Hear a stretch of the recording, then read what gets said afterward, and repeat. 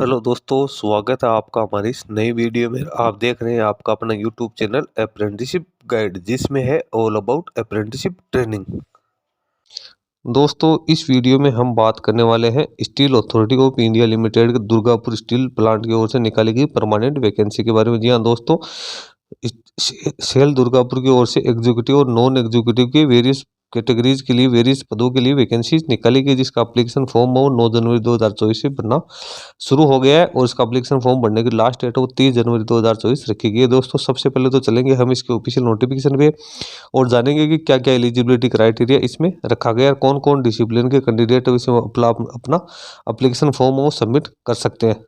दोस्तों, apprenticeship training और technical सरकारी जॉब्स के लेटेस्ट अपडेट पाने के लिए आप हमारे चैनल को सब्सक्राइब कर ले, बेल आइकन पर क्लिक कर नोटिफिकेशन ऑन कर ले, ताकि वीडियो के माध्यम से आप तक सारी जानकारी पहुंचते रहे।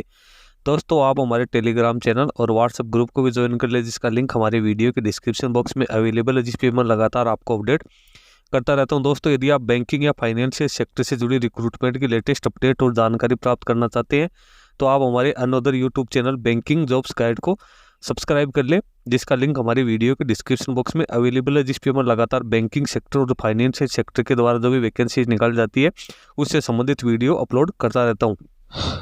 दोस्तों, ये वो नोटिफिकेशन है जो Steel Authority of India Limited Durgapur Steel Plant Durgapur West Bengal की ओर से निकाला गया रिक्रूटमेंट इन सेल डीएसपी 2024 3/1/2024 को इसका एप्लीकेशन फॉर्म है वो रिलीज हुआ है। सेल है वो महारत्न सेंट्रल पब्लिक सेक्टर का एक यूनिट है और जो कि देश की मेजर स्टील मेकर कंपनी है वो है। यहाँ पे कुछ नंबर ऑफ वैकेंसीज आपको दी है। इसमें जो मेडिकल से जुड़ी वैकेंसीज है उनको अपने से कोई मतलब नहीं है, नहीं अपन उसके ऊपर डिस्कशन करने वाले। अपने यहाँ पे जो टेक्निकल जॉब से संबंधित जो पोस्ट है उन पे बात करेंगे।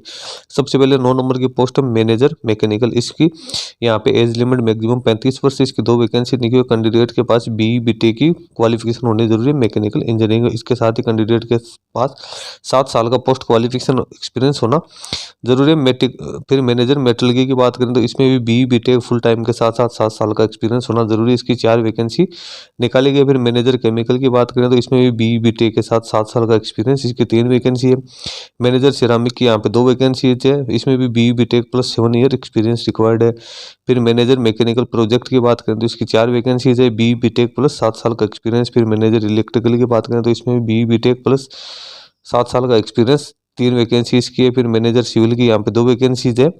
उसके बाद अपन नीचे चलते हैं तो ऑपरेटर कम टेक्नीशियन बॉयलर ऑपरेटर की बात करें तो इसमें कैंडिडेट 10th पास होने के साथ साथ 3 साल का फुल टाइम डिप्लोमा होना जरूरी है। फर्स्ट क्लास बॉयलर अटेंडेंट का सर्टिफिकेट होना जरूरी है। इसकी एज लिमिट है 30 वर्ष रखी गई। इसकी 10 वैकेंसी निकाली गई। उसके बाद बात करते हैं अटेंडेंट कम टेक्नीशियन ट्रेनिंग। इसमें इलेक्ट्रीशियन की 10 है, फिटर की 15 है, मशीनिस्ट की 10 है। टोटल यहाँ पे 35 वैकेंसी निकाली गई। ये ITI पास आउट के लिए वैकेंसी है। इसकी एज लिमिट 28 वर्ष रखी गई। इसमें कैंडिडेट के पास 10th के साथ साथ ITI का सर्टिफिकेट होना जरूरी है गवर्नमेंट ऑथराइज इंस्टीट्यूट से।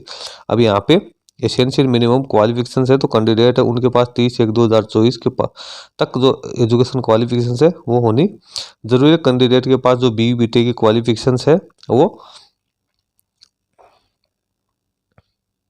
रिकॉग्नाइज इंस्टीट्यूट से होने जरूरी है। असिस्टेंट मैनेजर सेफ्टी की अपने उसके बाद आगे अपन चलते हैं तो इसके अंदर यहाँ पे कुछ क्वालिफाइंग मार्क्स भी दिए हैं। जहाँ पे आप ऑपरेटर कम टेक्नीशियन बॉयलर की बात करें तो इसमें डिप्लोमा इंजीनियरिंग जो अटेंडेंट कम टेक्नीशियन की पोस्ट है जिसमें ITI रिक्वायर्ड है उनके पास 50% मार्क्स है। General OBC NCL EWS candidate के लिए होने जरूरी है। 40% मार्क्स है वो SC ST कैंडिडेट के पास होना जरूरी है। इसी प्रकार से जो BE BTech के कैंडिडेट है उनके पास जनरल OBC NCL EWS के लिए 65% मार्क्स और जो अदर कैटेगरी के कैंडिडेट है उसके पास 55% मार्क्स है वो होने जरूरी है। यहाँ पे आप रिजर्वेशन वाइज ब्रेकअप भी देख सकते हो कौन कौन सी कैटेगरी के लिए कितना कितना रिजर्वेशन रखा गया है। उसके बाद नीचे अपन चलते हैं तो यहाँ पे एज रिलैक्सेशन की बात की हुई। इसमें SC ST को 5 साल की, OBC को 3 साल की और फिजिकल डिसेबल पर्सन को 10 साल की छूट दी गई। फिजिकल स्टैंडर्ड की बात करें तो यहाँ पे मेल और फीमेल के लिए अलग अलग दिया हुआ। हाइट 155 सेंटीमीटर होनी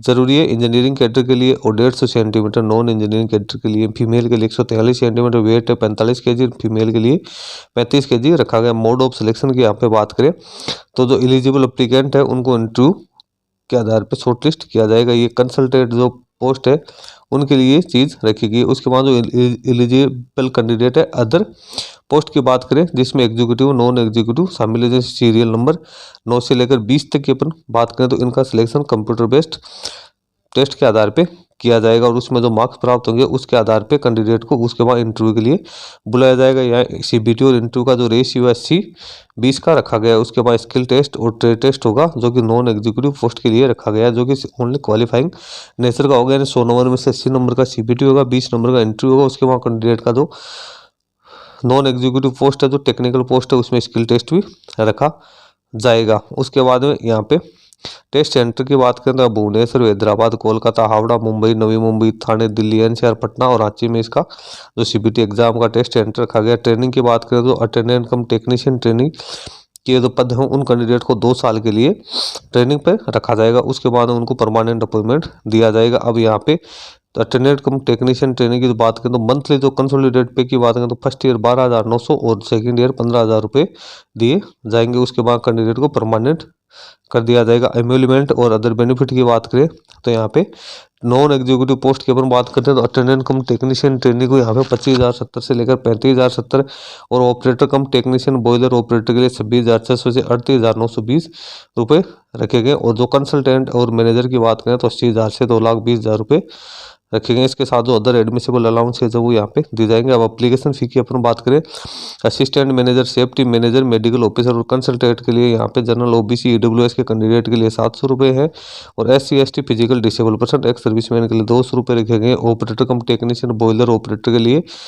जो जनरल ओबीसी ईडब्ल्यूएस कैंडिडेट के लिए 500 रुपये और SC ST physical disable person ex serviceman के लिए 150 रुपये रखे गए। अटेंडेंट कम टेक्नीशियन की बात करें तो यहाँ पे जो जनरल ओबीसी ईडब्ल्यूएस कैंडिडेट के लिए 300 रुपये और जो अदर कैटेगरी है उनके लिए 100 रुपये रखेंगे। हाउ टू अप्लाई तो कैंडिडेट को सेल की ऑफिशियल वेबसाइट www.sale.co.in के कैरियर सेक्शन में जाके ऑनलाइन मोड में एप्लीकेशन है वो फिलअप करनी है। अब यहाँ पे डॉक्यूमेंट्स क्या क्या अपलोड करने हैं तो वो जानकारी यहाँ पे आपको देखने को मिल जाएगी। मैनेजर्स को क्या क्या करने हैं, असिस्टेंट मैनेजर को क्या क्या करना है, ऑपरेटर कम टेक्नीशियन बॉयलर को क्या क्या करने हैं। यहाँ पे वो प्रोसीजर दी है कि ऑनलाइन एप्लीकेशन फॉर्म किस प्रकार से फिलअप करना है। कैंडिडेट को सबसे पहले तो अपना रजिस्ट्रेशन करना है जिसमें कैंडिडेट को फोटोग्राफ, सिग्नेचर और जो रिक्वायर्ड सर्टिफिकेट है वो सारे अपलोड करने हैं। उसके बाद डॉक्यूमेंट वेरिफिकेशन डॉक्यूमेंट अपलोड है वो करना है। इसमें ऑल इंडिया के कैंडिडेट है वो एप्लीकेशन फॉर्म में सबमिट कर पाएंगे। इसमें जो मिनिमम एज लिमिट है वो 18 वर्ष रखी गई। एप्लीकेशन है वो 30/1/2024 तक ही कैंडिडेट फिलअप कर सकता है। इसकी एप्लीकेशन फॉर्म भरने की जो डेट है 30/1/2024